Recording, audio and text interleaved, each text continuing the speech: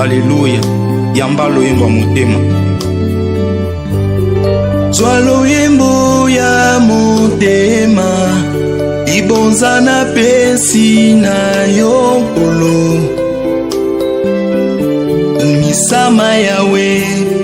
Zwa loyembo ya motema, ibonza na pesi na yokolo.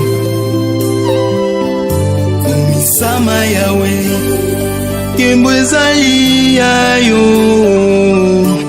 ibonza na pesi na yokolo. Misama yawe. Kembo ezali ya yokolo, ibonza na pesi na yokolo.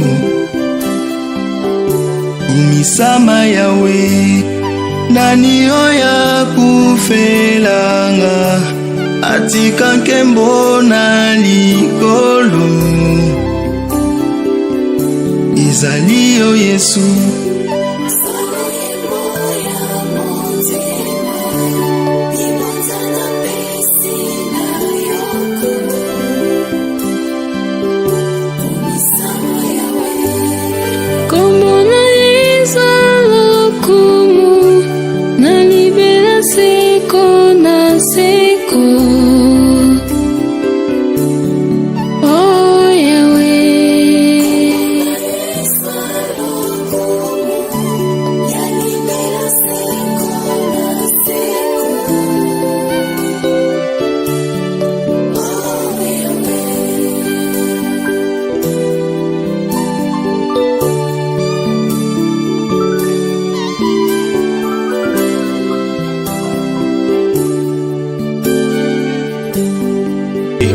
Alléluia.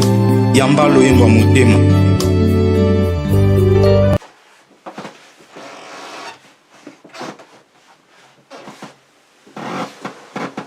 Shalom, shalom, très chers téléspectateurs, et de vous bénisse là où vous nous suivez.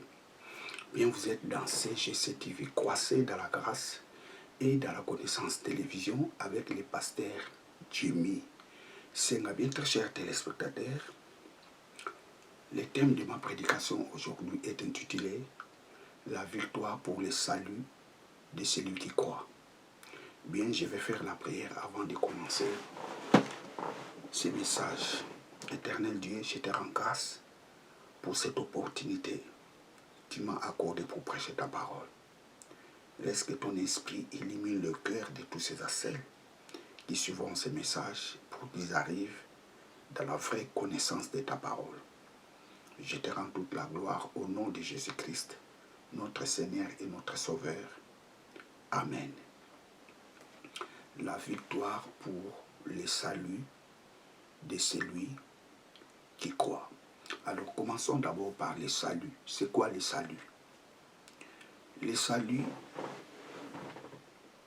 d'une façon brève, ça signifie tout simplement la délivrance. Le salut, ça signifie, d'une autre façon, échapper à la mort. Lorsque quelqu'un échappe dans un danger, cette personne a eu le salut du fait qu'il est échappé à la mort ou dans un danger quelconque. Cette personne a eu le salut. D'une autre façon, je dirais, cette personne est sauvée. Vous savez, le mot salut, en grec, c'est soteria. Soteria. En français, c'est le salut. Et ce mot soteria vient du verbe sozo. Sozo signifie sauver.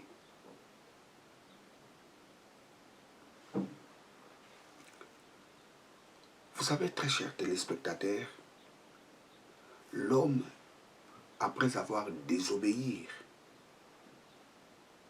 à la parole de Dieu dans le jardin d'Éden,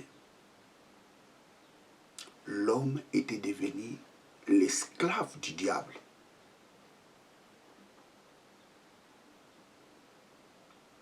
Je reprends. L'homme, après avoir désobéi à l'ordre que Dieu lui avait donné dans le jardin d'Éden, cette désobéissance a fait que l'homme devienne l'esclave du diable. Lisons Galates 4, verset 8.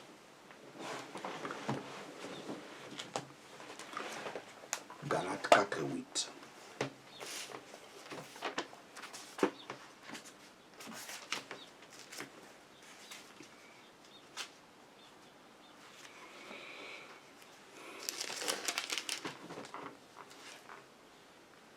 Mais, alors, ne connaissant pas Dieu, vous étiez asservis à ceux qui, par leur nature, ne sont pas de Dieu. Je relis. Mais alors, ne connaissant pas Dieu, vous étiez asservis à ceux qui, par leur nature, ne sont pas Dieu. Lorsqu'on ne connaissait pas Dieu, on était des esclaves. On servait le diable.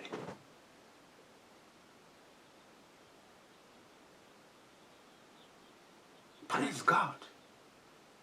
Lorsqu'on ne connaissait pas Dieu, on servait des idoles.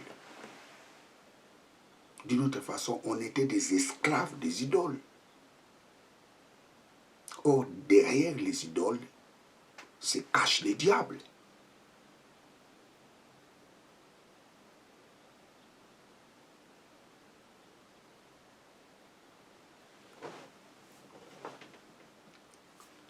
Après la chute de l'homme dans le jardin d'Éden,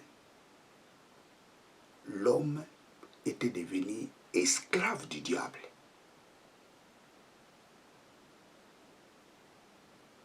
Cet éloignement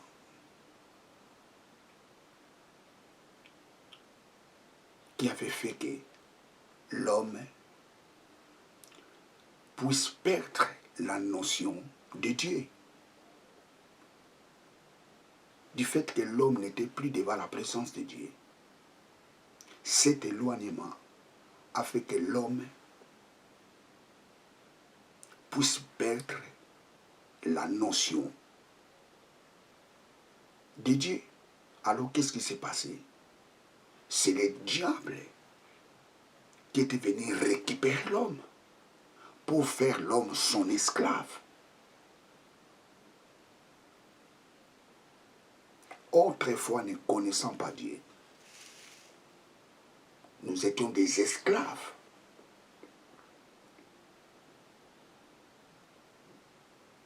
Du diable.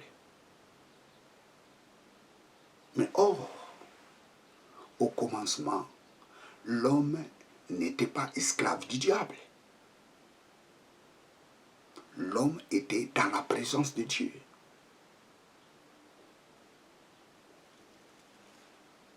Vous savez, très chers téléspectateurs, l'homme, sous la domination du diable, il est voué à l'immoralité.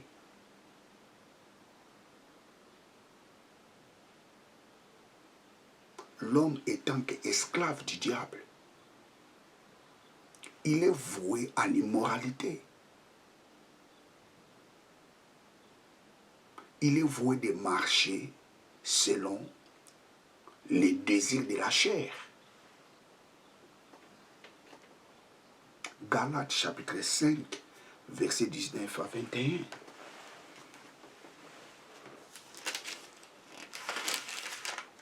Galates 5, 19 à 21. Or, les œuvres de la chair sont manifestes, lesquelles sont la fornication, l'impureté, l'impudicité, l'idolâtrie, la magie, les inimitiés, les querelles, les jalousies, les colères, les intrigues, les divisions, les sectes, les envies, le meurtre, les ivrogneries, les orgies et les choses semblables à celles-là, au sujet desquelles je vous déclare d'avance, comme aussi je l'ai déjà dit, que ceux qui commettent de telles choses n'hériteront pas le royaume de Dieu. Or, les désirs de la chair. Donc l'homme, lorsqu'il est sous l'influence du diable, il marche selon les désirs de la chair.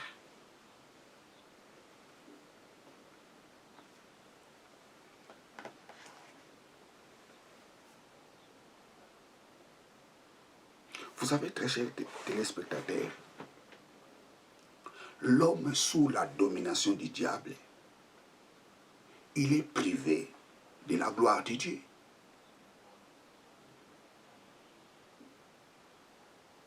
L'homme était privé de la gloire de Dieu les jours où il avait désobéi à la parole de Dieu. L'homme était privé d'accéder dans cette gloire. Parce qu'au commencement, il était dans la gloire de Dieu. Après sa chute, Dieu les a chassés devant sa présence. Alors comme l'homme n'était plus devant la présence de Dieu, il était récupéré par le diable. L'homme était devenu l'esclave du diable. L'homme marchait selon les désirs de la chair. Pourquoi? Parce qu'il était devenu l'esclave du diable.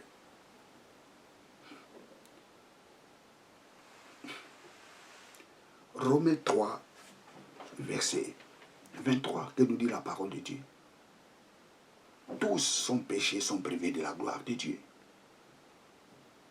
Les péchés ont privé l'homme de la gloire de Dieu.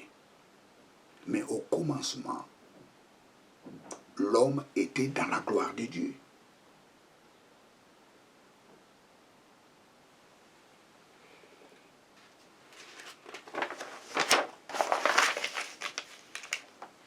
Alors c'est quoi la gloire de Dieu? La gloire de Dieu, c'est la présence de Dieu. La Bible dit tous ont péché, sont privés de la gloire de Dieu. Alors c'est quoi la gloire de Dieu? La gloire de Dieu, c'est la présence de Dieu. C'est-à-dire tous ont péché, sont privés devant la présence de Dieu. Parce que la présence de Dieu, c'est la gloire de Dieu.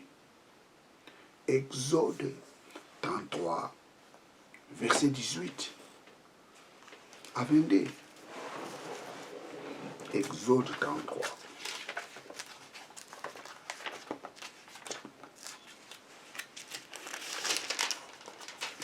Exode 33, 18. Fais-moi voir, je t'ai pris ta gloire.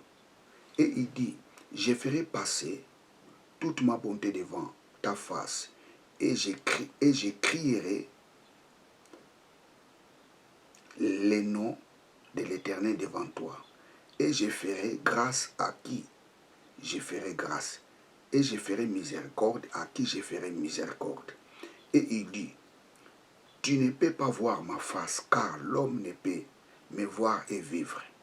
Et l'Éternel dit, voici un lieu près de moi, et tu te tiendras sur les rochers. Et il arrivera quand ma gloire passera, que je te mettrai dans la fente du rocher, et je te couvrirai de ma main, jusqu'à ce que je sois passé.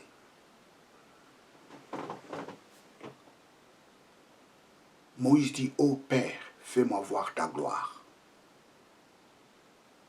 Dieu dit à Moïse, personne ne peut voir ma gloire et vivre.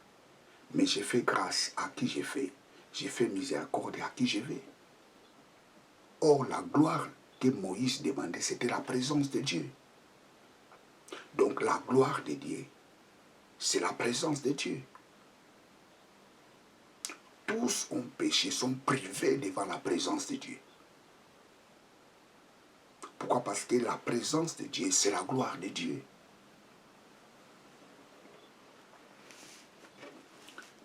Lorsqu'on est dans la présence de Dieu, on a la vie éternelle.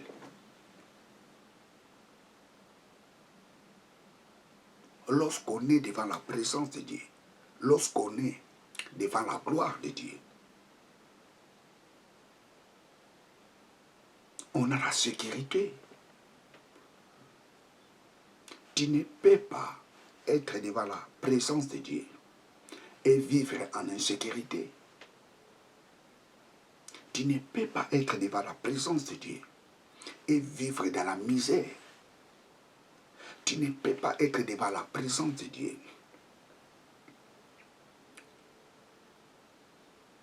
et vivre dans la détresse. Tu ne peux pas être devant la présence de Dieu et vivre dans la maladie. Non. Lorsqu'on est devant la présence de Dieu, on a la joie de Dieu. Lorsqu'on est devant la présence de Dieu, on a sa protection. Lorsqu'on est devant la présence de Dieu, on a la bonne santé. Lorsqu'on est devant la présence de Dieu, on a sa bénédiction. Tu ne peux pas être devant la présence de Dieu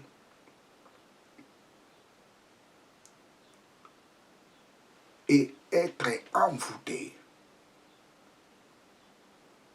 par le diable. Tu ne peux pas être devant la présence de Dieu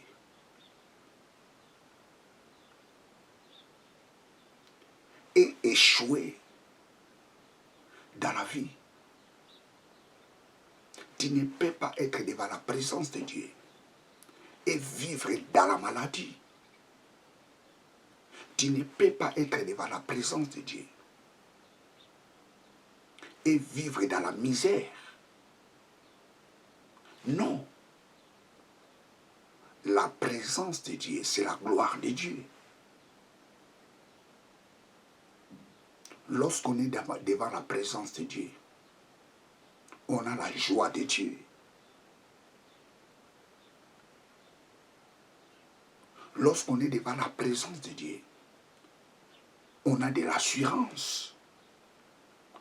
Lorsqu'on est devant la présence de Dieu, on a le bonheur. L'homme dans le jardin d'Éden, il était devant la présence de Dieu. Les résultats étaient quoi? L'homme était heureux dans le jardin d'Éden. Pourquoi l'homme était heureux dans le jardin d'Éden? Parce qu'il était devant la présence de Dieu.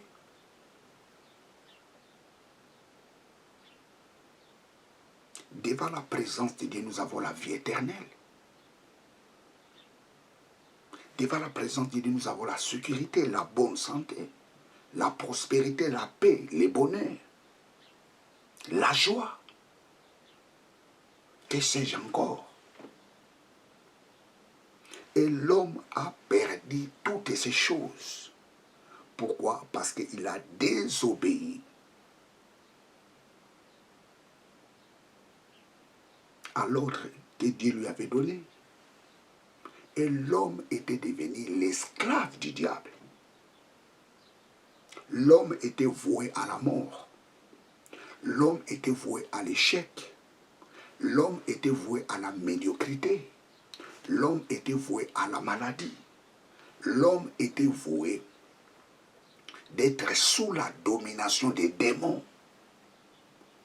Pourquoi? Parce qu'il n'était plus devant la présence de Dieu. Galates 4, 8. Autrefois, ne connaissant pas Dieu, nous étions des esclaves des idoles. nous étions des esclaves du diable.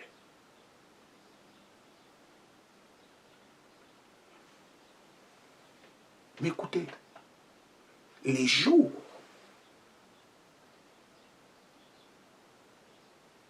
où nous avons eu la décision d'accepter Jésus-Christ comme Seigneur et Sauveur, qu'est-ce qui s'est passé? Dieu nous a tirés sous la domination du diable. C'est ça le salut. Les jours où nous avions accepté Jésus-Christ comme Seigneur et Sauveur, c'était ces jours-là que nous avions obtenu la victoire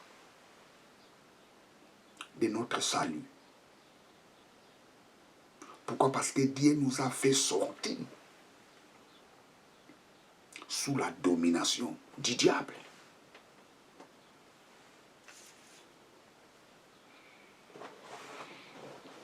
Praise God. Les jours où nous avions accepté Jésus-Christ comme Seigneur et Sauveur, Dieu nous a fait sortir sous la domination du diable. Parce que les jours où l'homme avait péché, l'homme était devenu l'esclave du diable. D'une autre façon, l'homme était devenu un prisonnier du diable.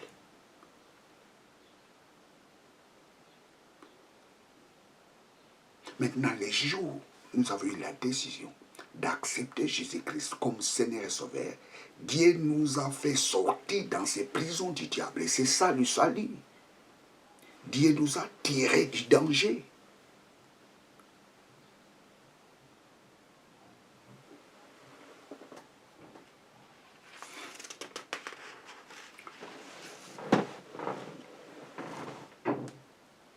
Nous avons eu la victoire de notre salut.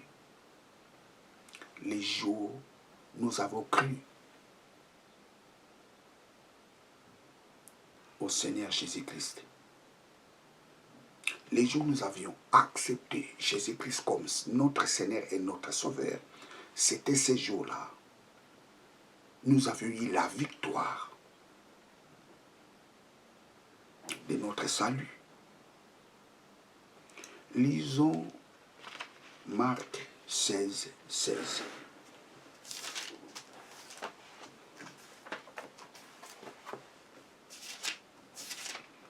Marc 16, 16.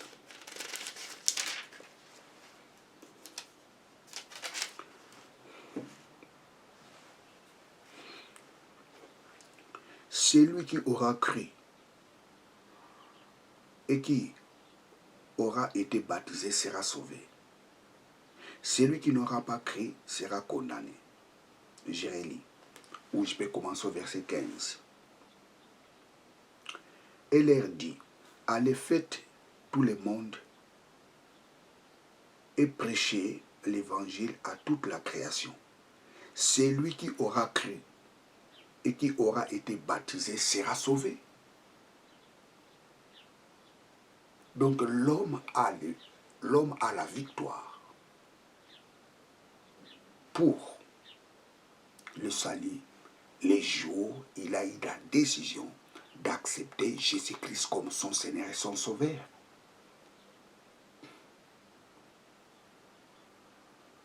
Je reprends. On obtient le salut lorsqu'on accepte, lorsqu'on croit que Jésus-Christ est notre Seigneur. Lorsque tu crois que Jésus-Christ est ton Seigneur,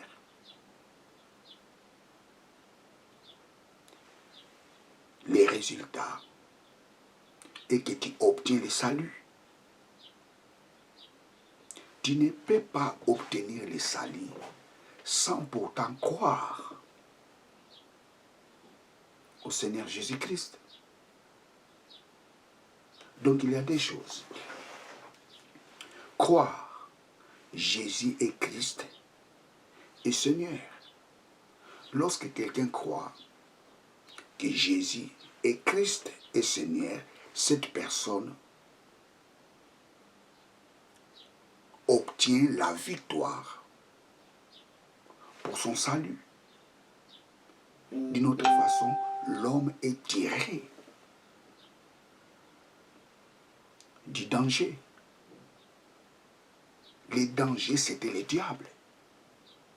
Parce que c'est lui qui est le danger. Parce que lorsque l'homme est tiré du danger,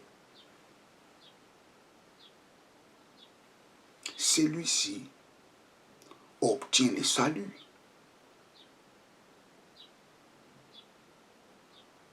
Praise God, alléluia. Donc pour obtenir le salut, il faut croire que Jésus-Christ est le Christ. Il est aussi le Seigneur. Lorsque tu crois que Jésus est Christ et Seigneur, le résultat, tu obtiens la victoire pour ton salut.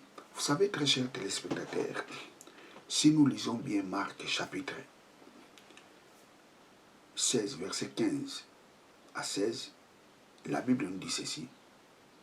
Si nous lisons seulement le verset 16, celui qui croira et qui sera baptisé sera sauvé. Il y a des choses. Croire et être baptisé. Celui qui croit que Jésus est Christ et Seigneur et qui reçoit le baptême,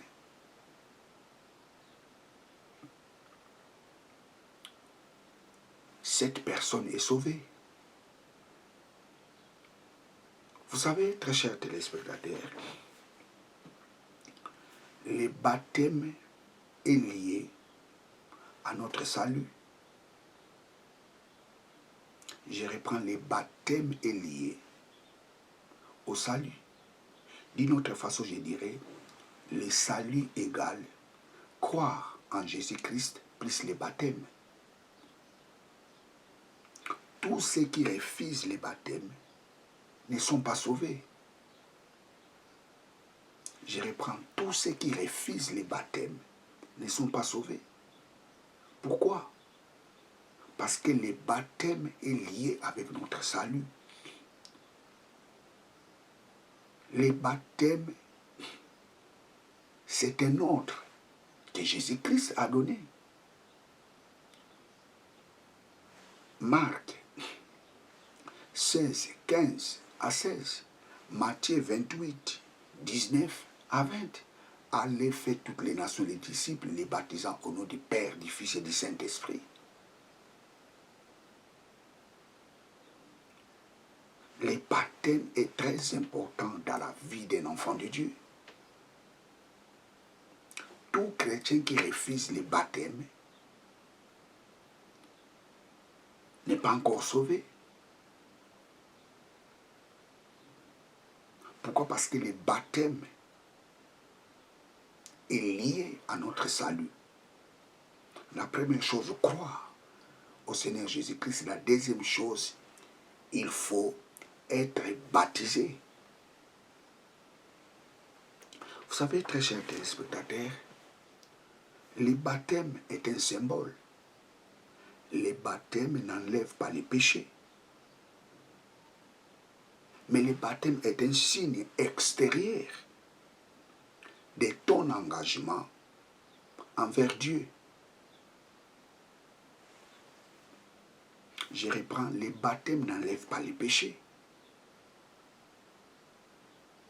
Mais tout simplement est un signe extérieur de ton engagement de suivre Jésus-Christ. 1 Pierre chapitre 3, verset 21. Lisons 1 Pierre.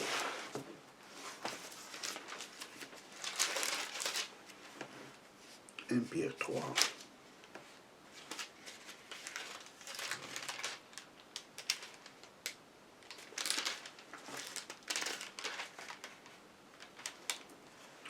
Pierre 3, 21.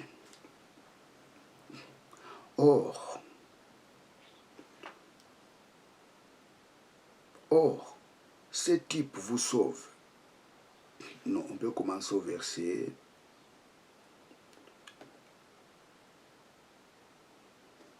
Commençons au verset. Bon, on peut commencer au verset 20, c'est pas grave. L'eau. Or, ce type vous sauve aussi maintenant, c'est-à-dire les baptêmes, non les dépouillements de la saleté de la chair, mais la demande à Dieu d'une bonne conscience par la résurrection de Jésus-Christ qui est à la droite de Dieu. Étant allé au ciel, ange et autorité et puissance lui étant soumis. J'ai relu. Or, cet antitype vous sauve aussi maintenant, c'est-à-dire les baptêmes, non les dépouillements de la saleté de la chair, mais la demande à Dieu d'une bonne conscience. Vous savez, prenons la version, je vais prendre notre version, 1 Pierre. Prenons 1 Pierre. 1 Pierre, chapitre 3, verset 21.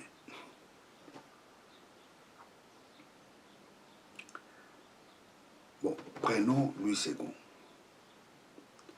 Cette eau était une figure de baptême qui n'est pas la purification des souillures du corps, mais l'engagement d'une bonne conscience envers Dieu et qui maintenant vous sauve aussi par la résurrection de Jésus-Christ. Ça, c'est la version Louis II. Prenons la version Martin. À quoi aussi maintenant répond la figure qui nous sauve, c'est-à-dire les baptêmes, non point celui par lequel les ordures de la chair sont nettoyées. Donc les baptêmes n'enlèvent pas les péchés. Mais la promesse faite à Dieu d'une conscience pure par la résurrection de Jésus-Christ, prenons la version Darby que j'ai lu avant. Or, cet antitype vous sauve aussi maintenant, c'est-à-dire les baptêmes, non les dépouillements des saletés de la chair, mais la demande à Dieu d'une bonne conscience par la résurrection de Jésus-Christ. Donc, les baptêmes n'enlèvent pas les péchés. Les baptêmes est un engagement. Donc, lorsque quelqu'un est baptisé, ça signifie tout simplement que cette personne prend l'engagement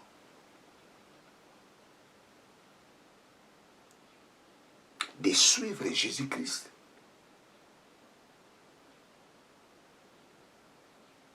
Donc, celui qui refuse les baptêmes, cette personne refuse de prendre l'engagement envers son Dieu. Les baptêmes n'enlèvent pas les péchés, mais le baptême est un signe extérieur.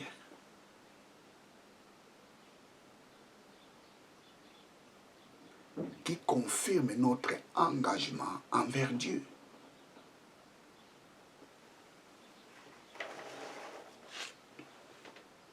Si tu crois en Jésus-Christ, mais qui refuse le baptême, sache-le bien, tu n'es pas encore sauvé. Parce que la condition pour être sauvé, c'est croire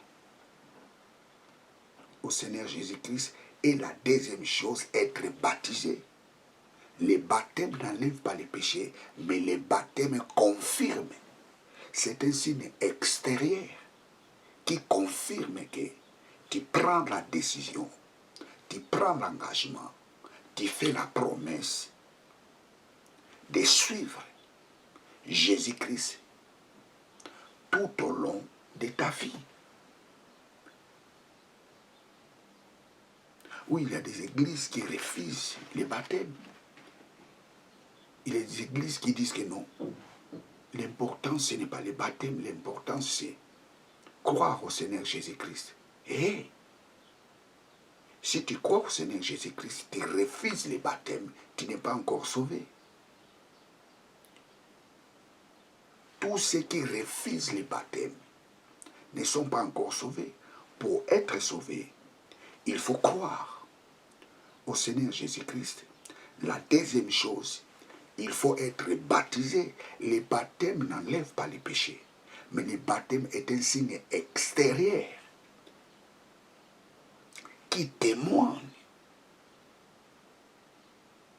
que tu prends la décision de suivre Jésus-Christ tout au long de ta vie. Vous savez, les baptêmes existaient déjà. Avant Jésus, ce n'est pas Jésus-Christ qui a instauré le système de baptême.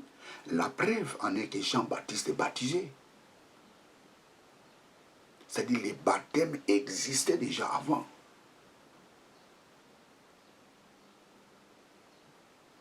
Tu ne peux pas suivre un maître spirituel sans pourtant être baptisé.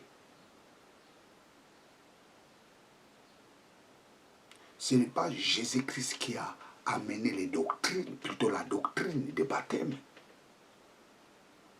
Cette doctrine existait déjà avant.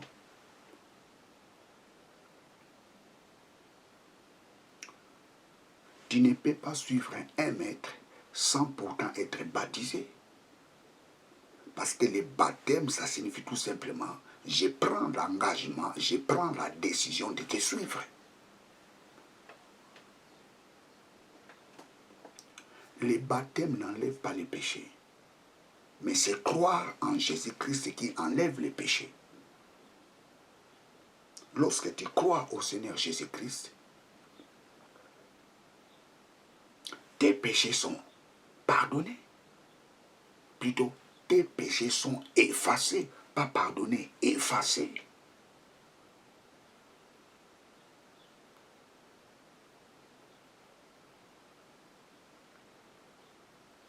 Praise God. Parce qu'il y a la différence. Les païens sont pardonnés. Mais les chrétiens, leurs péchés sont effacés. C'est là où sort la notion de la nouvelle créature. Lorsque Dieu nous voit, il nous voit saints, purs, sans tache. Dieu voit la perfection de Christ en nous.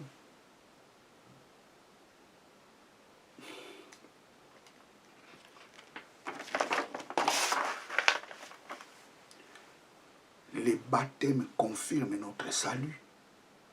Les baptêmes manifestent notre salut. Les jours où nous avons eu la décision que Jésus-Christ est notre Seigneur et notre Sauveur, c'était ce jour-là nous avons eu la victoire pour notre salut. C'était ce jour-là Dieu nous a fait sortir sous la domination du diable. C'était le jour de notre salut.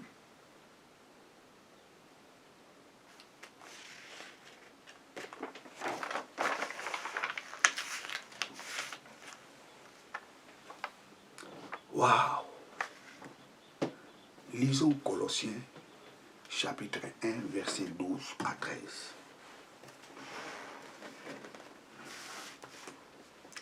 Colossiens 1, 12 à 13. Avec joie, rendez grâce au Père qui nous a rendus capables de participer au lot des saints dans la lumière, qui nous a délivrés du pouvoir des ténèbres et nous a transportés dans le royaume de son Fils et de son amour. My God, en qui nous avons la rédemption, la rémission des péchés, qui est l'image de Dieu invisible. Je relis. Waouh! 12.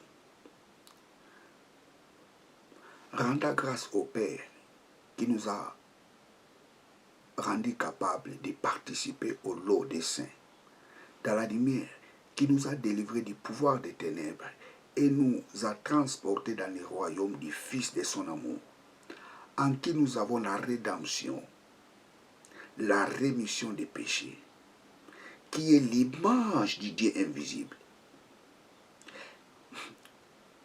les premiers-nés de toute la création. Car par lui ont été beaux. Là, je suis allé un peu plus loin. Je pense qu'on va s'arrêter tout simplement au verset 13, 12 à 13. Je relis. Rendant grâce au Père qui nous a rendus capables de participer au lot des saints dans les lumières et qui nous a délivrés du pouvoir des ténèbres et nous a transportés dans le royaume de son Fils et de son amour. Nous a transportés dans le royaume des Fils et de son amour. C'est-à-dire les jours où nous avons eu la décision d'accepter Jésus-Christ comme Seigneur et Sauveur, Dieu nous a transportés dans le royaume de son Fils et de son amour. Et si vous lisez le verset 12, la Bible nous dit quoi? Dieu nous a rendus capables d'avoir part à l'héritage des saints. C'est-à-dire les choses que Dieu a réservées aux saints. Les jours où nous avons eu la décision d'accepter Jésus-Christ comme Seigneur et Sauveur, c'était ces jours-là aussi nous avions eu, comment je peux dire, c'était dans ces jours-là aussi, nous étions aussi participants. Nous sommes devenus participants. Ou nous sommes devenus les bénéficiaires de l'héritage que Dieu a réservé aux saints. L'héritage que Dieu a réservé aux saints, cet héritage aussi nous appartient.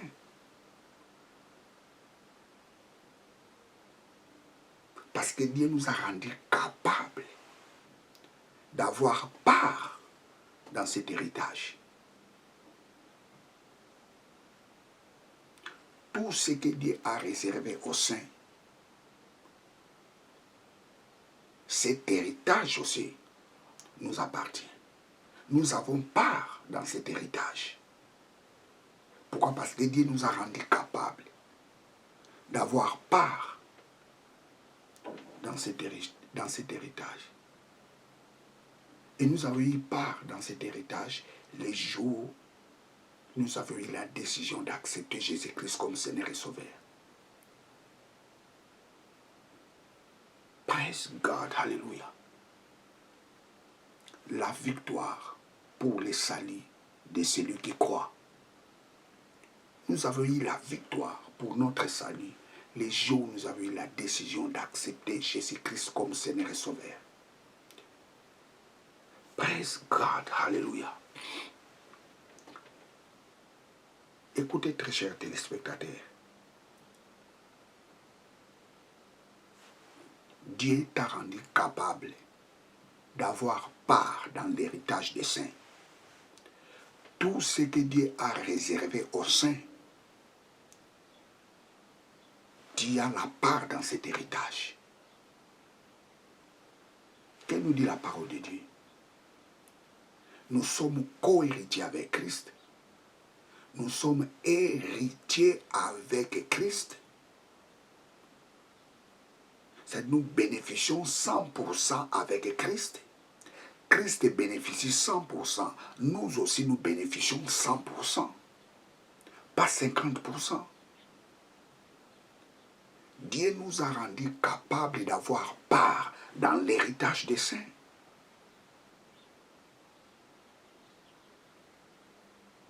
Praise God, hallelujah.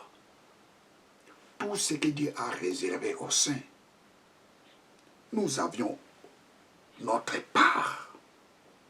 Et notre part n'est pas 50%, notre part est 100%.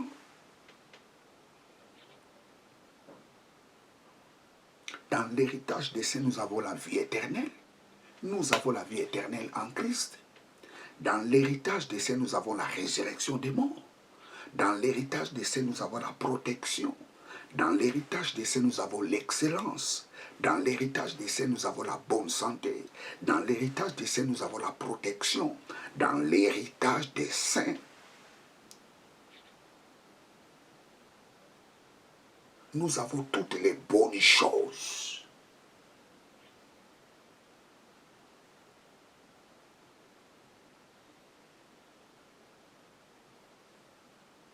Praise God, alléluia. Dieu nous a rendus capables d'avoir part dans l'héritage des saints. Notre part là n'est pas 50%, notre part là est 100%.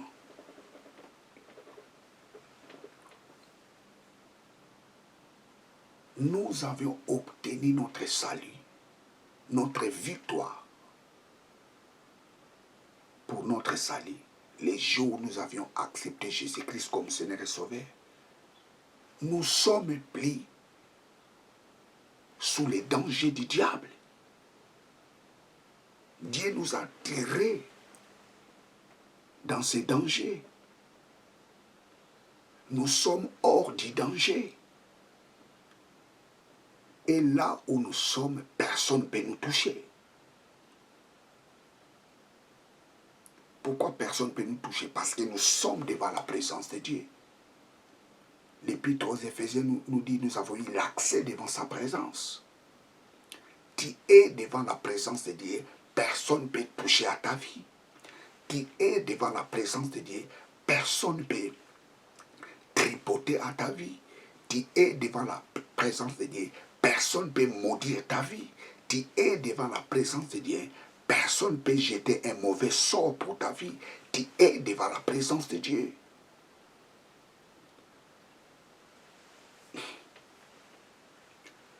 Vous savez, il y a des gens qui prêchent le message de la réclamation. Oh, les démons te réclament. Oh, tu es réclamé par des forces ancestrales de ta famille. Hé, stop! Jésus a dit, les princes de ce monde n'ont rien. À moi.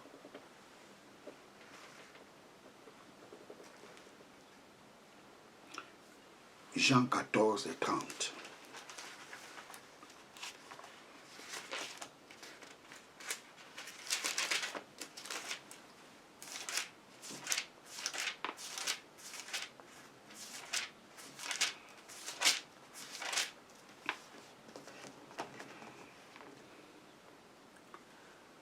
Je ne parlerai plus beaucoup avec vous, car les chefs du monde viennent, il n'a rien à moi. Les chefs de ce monde, il n'a rien à moi. Les forces ancestrales de ta famille n'ont rien à réclamer dans ta vie. Oh non, les gens te réclament. Il faut faire des jeûnes et prier parce qu'il y a des réclamations qui se font dans ta famille. Les gens te réclament. Stop! Les princes de ce monde n'ont rien à moi. Les princes de ce monde n'ont rien pour ta vie. Les diables n'ont rien pour ta vie. Pourquoi? Parce que là où tu es, là où aussi Dieu est,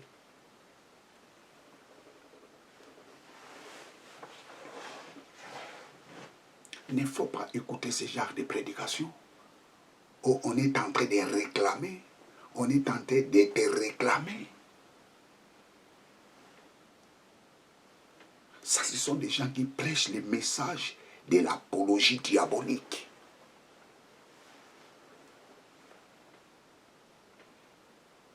Les princes de ce monde n'ont rien à moi.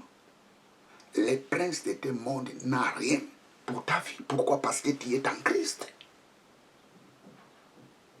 Personne n'a le pouvoir de te réclamer. Parce que tous ceux qui sont entre ses mains, personne n'a le pouvoir de les ravir. personne ne peut te ravir entre les mains de Dieu. Parce que entre ses mains, tu es dans la sécurité. Entre ses mains, tout marchera dans ta vie.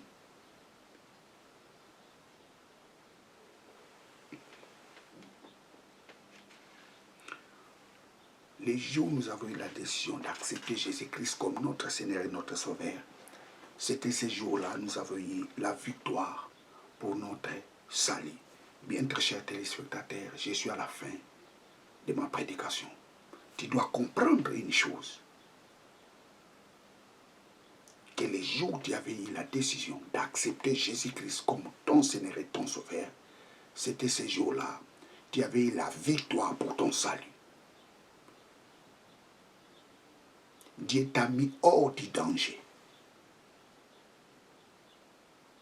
Maintenant, tu es devant sa présence. Tu es devant la gloire de Dieu. Avant, tous ont péché, sont privés de la gloire de Dieu. Ça, c'était avant. Mais les jours où tu avais accepté Jésus-Christ comme Seigneur et Sauveur, tu n'es plus privé de la gloire de Dieu. Tu es devant sa présence. Parce que l'Épître aux Éphésiens nous dit, nous avons eu l'accès devant sa présence. Or, la présence de Dieu, c'est la gloire de Dieu.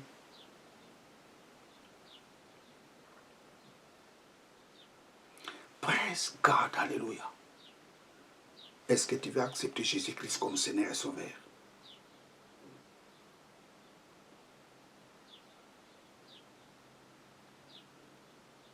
Tu veux accepter Jésus-Christ comme Seigneur et Sauveur? Fais cette prière avec moi. Faites cette prière avec moi. Vous allez répéter ce que je dirai pendant la prière. Tu veux accepter Jésus-Christ comme ton Seigneur et ton Sauveur. Tu veux avoir le salut.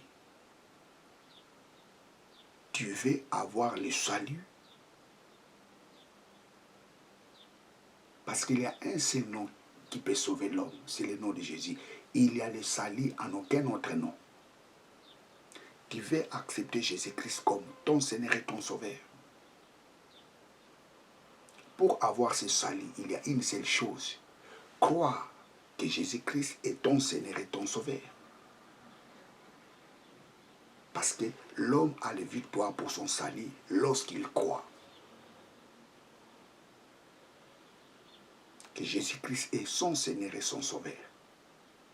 Tu veux accepter Jésus-Christ comme ton Seigneur et ton Sauveur? Alors, faites cette prière avec moi. Lorsque je dirai mon nom, toi tu diras le tien ou la tienne. Tu veux l'accepter? Faites cette prière avec moi. Éternel Dieu, Père, je confesse dans ma bouche le Seigneur Jésus. Papa, il a résisté d'entre les morts pour mon salut. C'est pour cette raison, je le confesse dans ma bouche. Je crois, il est mon Seigneur. Il est mon Sauveur. Il était mort pour mes péchés. Et il a resté d'entre les morts pour que je sois sauvé. Papa, merci, parce que moi, Jimmy, je suis sauvé. Papa, merci, parce que je suis devenu une nouvelle créature. Parce que je crois dans mon cœur. Jésus-Christ était mort pour mes péchés. Et qu'il a ressuscité d'entre les morts pour que je reçoive le salut. Papa, merci, parce que je suis sauvé. Papa, merci, parce que je suis devenu une nouvelle créature. Je te rends toute la gloire au nom de Jésus-Christ, qui est maintenant mon Seigneur et mon Sauveur. Amen. Praise God, alléluia. La prière que tu viens de faire vient de changer le cours de ta vie. À partir de maintenant, le salut est entré dans ta vie, à partir de maintenant, tu es sauvé. À partir de maintenant, tu es devenu enfant de Dieu. Ce que tu dois faire, c'est quoi? C'est le baptême. Tu as besoin d'être baptisé. Alors, cherche une église. Et quand tu arriveras dans cette église, tu diras au pasteur, pasteur, je vais être baptisé. Le pasteur te posera la question, pourquoi tu veux être baptisé? Tu répondras au pasteur, je vais être baptisé parce que j'ai accepté Jésus-Christ comme mon Seigneur et mon Sauveur. Si le pasteur te demande comment est-ce que tu l'as accepté, tu diras au pasteur, je l'ai écrit dans mon cœur et je l'ai confessé dans ma bouche qu'il est mon Seigneur et mon Sauveur. Et lorsque tu diras cela, le pasteur te donnera les programmes pour que tu sois baptisé. Et ce que tu verras, c'est quoi? Témoigne cela aux gens que j'ai accepté Jésus-Christ comme mon Seigneur et mon Sauveur. Et ne loupez pas nos vidéos.